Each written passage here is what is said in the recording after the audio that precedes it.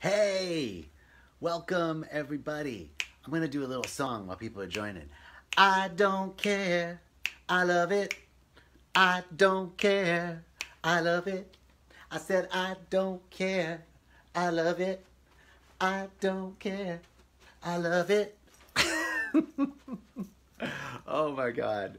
All right, so we're coming to you live from my living room in beautiful Marina Del Rey, California.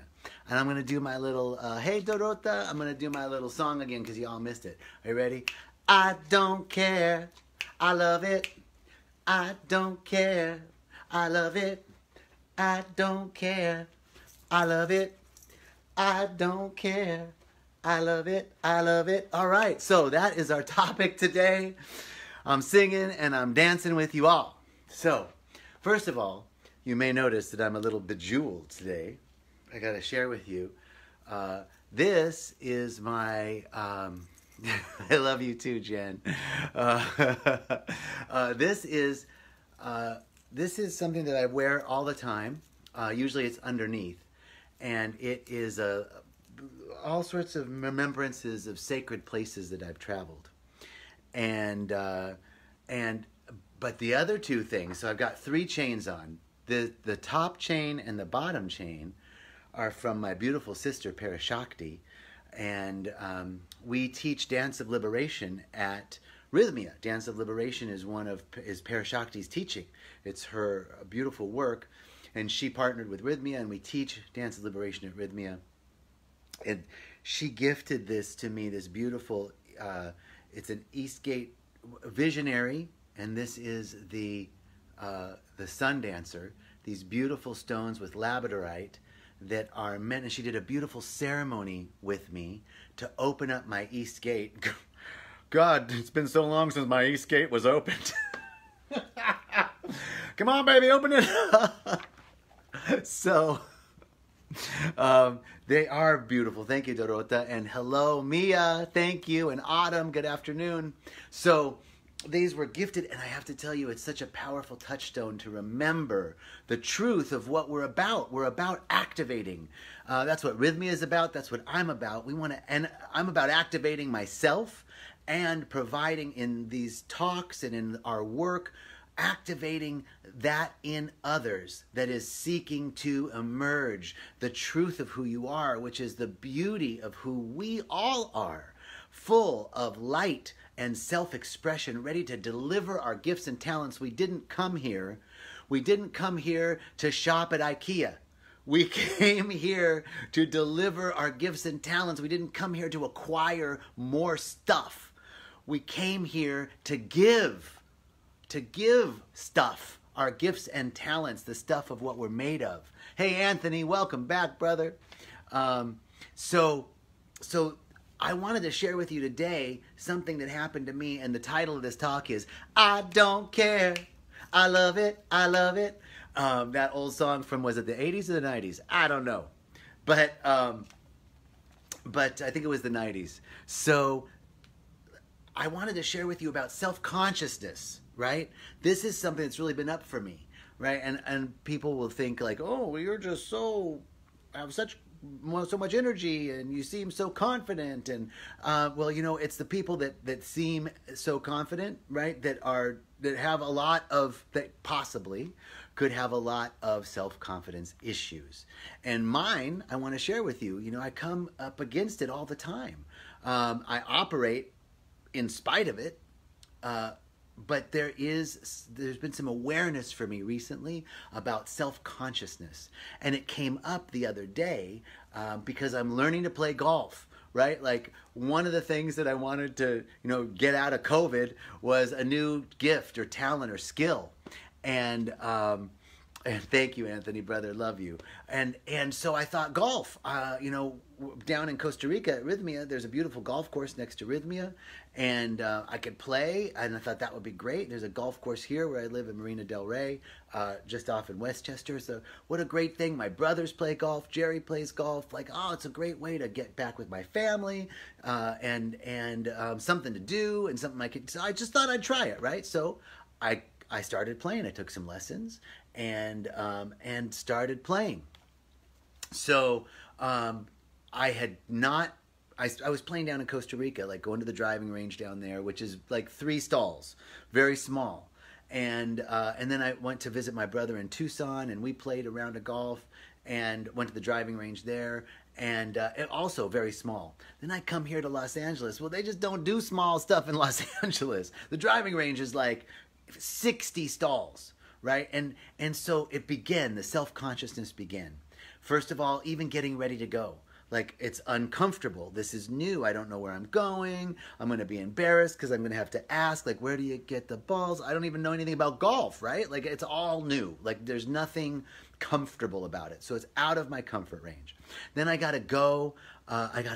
There to the driving range, and I walk in, and it is packed. Like, there's 60 stalls, and there are people waiting behind each stall to get in. Like, holy moly. So you're just supposed to like pick a person that has as few balls as possible. It sounds like I'm talking about something else. As few balls as possible, and then stand behind him until you can jump in, right? And so I'm doing it, right? I just get there, I play like, hey, I have to keep telling myself, you don't know anything about this. This is all new to you. So it's okay. You're learning. Like, give yourself a break. But I was so self-conscious. Like, I didn't want to ask anybody, like, where do I get the balls and what do I do? But I just kept saying, all right, dude, just be real. Like, you don't have to put on any front about that, like, I'm cool. Like, everybody wants to be cool. Like, I'm cool. I know what's going on. I know everything. I know exactly what to do. No, I don't know what to do. And I'm going to be real about it. And if anybody has a problem with it, I don't care. I love it. I don't care. That's the point, right? I don't care. I don't care. I care that I'm going to do something new. And I'm trying something new. And I'm stepping out of my comfort range. So I go. I ask the guy, where do you get the balls? He goes, it's right over there. Cool. Be sure to put the basket underneath the machine when you get the balls. Good, dude. Thank you. So then I pick a spot, and I'm standing behind somebody watching them. And this guy's rocking. Like, he's like, bam, just hitting it. Obviously, I can't do that. So anyway, he finishes. I get up there. I'm taking my shots, and and I know that there's somebody now behind me watching me do everything, right? They're watching me do everything. And I am nervous in my head every time I make a mediocre shot, or it goes off some different direction that I want it to go, doesn't go as far as I want it to go, doesn't have that nice sound, that whack sound, right? I in my head, I'm like, well, they're thinking stuff about me. I had to be like, why do you think you're at the driving range? So that you can learn, right? Julie, Bass, I love you. So,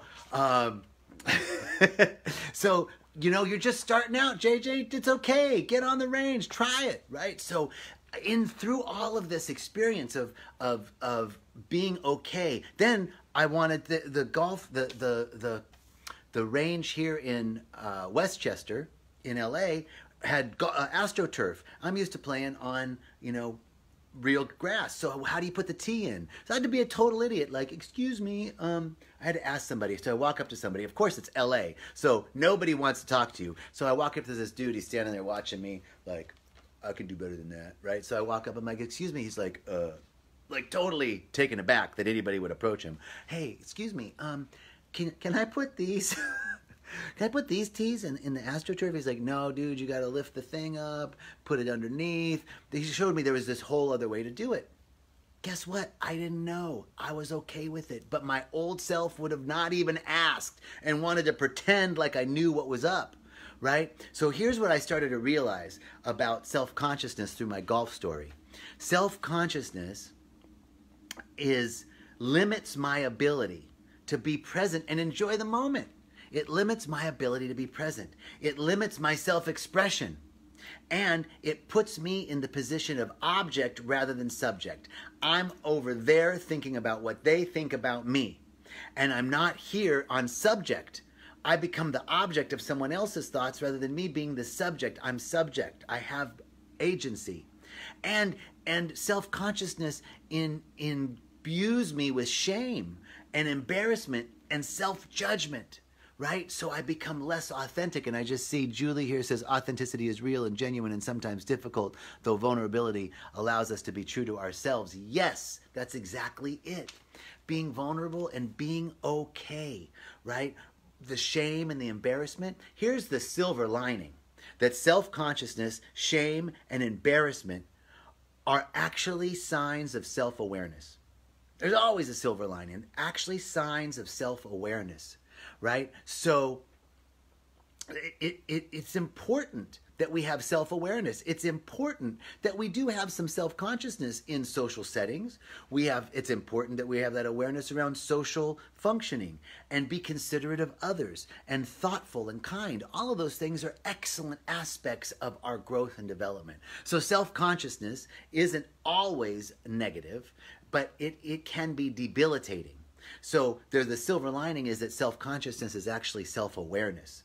And the idea here is that we want to be more of a gyroscope rather than a radar. Here's the distinction. A radar is constantly scanning, right? You can imagine the radar at the air traffic control, or imagine the radar, in a submarine. It's scanning to see what's out there. Ning, ning, ning, bing, bing, bing, right? It's scanning. So we are like those radars, constantly scanning to secure our self-belonging, to secure ourselves within the group, scanning to pick up the cues. I was scanning to pick up the cues that are going to make me seem like I belong to the golf club, right? and we want to rather take on the vibration of the gyroscope. What's a gyroscope? A gyroscope is it uses gravity, the Earth's gravity, to maintain a constant orientation. That there's spinning wheels inside the gyroscope, and it's like, instead of a compass, which gives you direction, this uses the Earth's gravity so that there's an outer casing, and no matter, it's meant for planes, right? So if a plane turns upside down, it still uses Earth's gravity to right itself. And so no matter what the external circumstances are, the gyroscope always maintains balance. It can assume any position and maintain its balance. That is how we want to be. That no matter what is happening in life, no matter what is happening in our heads, that we are unmoved, that we can maintain our own internal balance. And here's the other piece. The gyroscope, right? The radar is scanning for cues that secure our belonging. The gyroscope is aware of its external environment because it has an orientation. And in spite or no matter what the external environment is, it can assume any position and maintain its balance. So we want to be able to incorporate external. We don't want to be oblivious to the external environment. We don't want to be completely out there only observing the external environment. We want to be aware of the external environment, be able to incorporate no matter what position we're in. We want to be able to incorporate the cues of the external environment and then maintain our balance no matter what. No matter what. Rick, sup, my G? Love it. So we want to, so the metaphor is gyroscope versus radar. We want to become more of the gyroscope. And the spiritual principle here is I shall not be moved. I shall not be moved. I know who I am. I'm one with it all. I'm one with those folks that are out acting all cool, watching me mess up, trying to swing a golf club. I'm all right with it. I'm okay, because guess what? That's why I'm out there. I'm out there to get better. I'm out there to learn. I'm out there to be myself, unself-conscious, unabashed, loving, and open-hearted. And anybody that has a problem with it, I don't care. I love it. I don't care. Okay, I love that song now. It's like my new favorite. I'm going to be singing it on the golf course. So here's some tips and tools for overcoming self-consciousness. 1, it just doesn't matter. Remember that old Bill Murray Meatballs film? It just doesn't matter. It just doesn't matter. It just doesn't matter. It doesn't matter what anybody else thinks. I know that sounds so simple, but it's huge for me. it's huge for me to remember that, right? Because we are so aware of others' thoughts, others' feelings, right? It's important to be aware of that, but it just doesn't matter when it comes to our own growth and spiritual development. Who? Thank you, brother. Love you. The next thing is you are not your thoughts. You're not your thoughts. So stop agreeing with our negative thoughts. Now, who we are is an eternal sea of consciousness and awareness that has no beginning and no end, without birth and without death. Our mind, it has a content, right? That's who we are. The mind is the content of that. This is a teaching that Reverend Michael so beautifully teaches around the difference, the distinction between the ocean and its content. The ocean is a sea, and its content, the fish poop, the seaweed, the shipwrecks, all that stuff, that's the content. It's not the ocean. We are that sea of awareness. Our thoughts are like the content within the ocean. They're not the ocean. They're not who we are. So we don't have to agree with them. And more likely than not, what I think someone else is thinking is not what they're thinking. I mean, think about how fraught that is. I'm thinking about what I think you think about me. Whoa, how many places for error are there in that equation? I had a situation the other day. I was speaking with someone, and they told me something, and I didn't feel like I reacted appropriately, like with as much compassion and understanding. I didn't ask the right questions, and so I went back to them, and I said, I just have to apologize to you. And they said, for what? And I said, well, you shared this with me, and I didn't respond in the way that I really wanted to.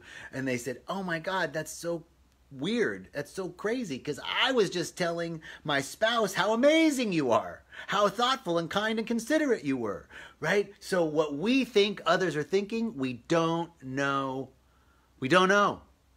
We don't know. And it just doesn't matter. It doesn't matter that he thought I was fabulous, and it doesn't matter if he thinks I'm awful. It just doesn't matter. So what I think others are thinking about me, I got to be really aware of. And they're probably not thinking about me as much as I think they're thinking about me. It feels like the scrutiny is everywhere on us sometimes, but that's not the case. So we have to stop agreeing with those negative realities. And even if it is, it just doesn't matter. It just doesn't matter. People think about me as much as, they don't think about me as much as I think they do.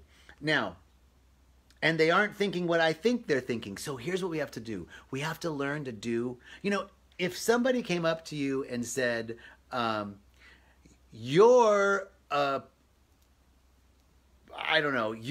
big white gorilla, be like, you wouldn't even have to argue with that. You're just like, I know I'm not a white gorilla. I know that. Like, I wouldn't even have to argue. And if they said that to me, no, you're a big white gorilla, I would just say, okay, whatever. I'm a big white gorilla. I don't care. Big white gorilla, sure. Right? Because I know who I am. In the same way, we can do that sort of mental shrug. Like when we start to think about what others are thinking about us, we can just do yeah, okay. All right. I'm a big white gorilla. I'm a big purple elephant. I'm a big whatever it is, right? So we can really anchor it. So one of the things we can do to overcome self-consciousness is the mental shrug. All right. Fine. Here's a couple other things that I came up with that would help with self-consciousness. Faith it till you shake it, right? Faith it till you shake it. Have faith that who you are, who I am, who we are the emanations of a singular source, and that everybody and everything is part of that same source, right? So I'm one with it. They're one. My good is their good is my good. So there's no distinction, no separation. So until I can shake the feeling of separation, I got to have faith that it's the truth. Faith it till you shake it. Self-acceptance, practicing self-acceptance. This is I'm okay, I'm flawed. Guess what? I'm not going to be perfect.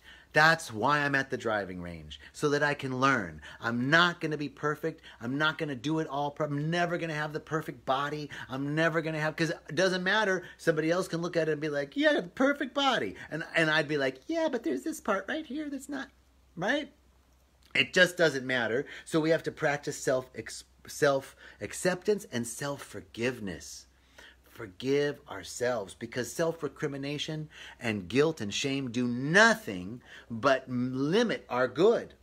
Here's the best way. Feel your feelings. If you are feeling separate, if you are feeling shame and guilt, feel it. Feel your, because the feeling of it is the healing of it. Hey, Carlo, great to see you, brother. The feeling of it is the healing of it. Rush Limbaugh is my big toe. Okay, I'll call your big toe Rush Limbaugh too. Now shove it back in your shoe. I don't care. I love it. So feel your feeling. The feeling of it is the healing of it. The feeling of it. So feel what you're feeling and allow it to leave. What's coming is going. Allow it to go. And share with a trusted friend. If you are having debilitating feelings of shame or guilt or worry about what others are thinking, or self-consciousness is debilitating and it keeps you from going out into public, keeps you from experiencing things, it keeps you from being present in the moment, talk to a trusted ally. Talk to a practitioner, talk to a dear friend, talk to a counselor, talk to a coach, so that you can see that it's not as bad as you think it is. Right? That your thoughts are way worse than what's really being thought. And so share with a trusted ally and celebrate your strengths. Right? Look at all the good that you're doing. Look at how far you've come.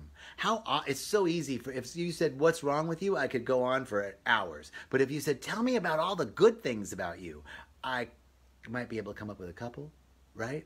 So we really need to celebrate ourselves.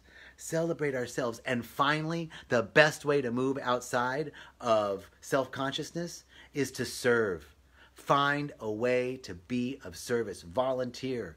Go to the food bank. Go to your local. I found a beautiful group here in Los Angeles that helps youth. Whatever is your passion, serve, volunteer, do something to get out of our own heads, to get out of our own thinking. Because once we get out of our heads, then we see how easy it is to not care, because it just doesn't matter. All right, are you ready? Let's do a little dance. Come on, everybody.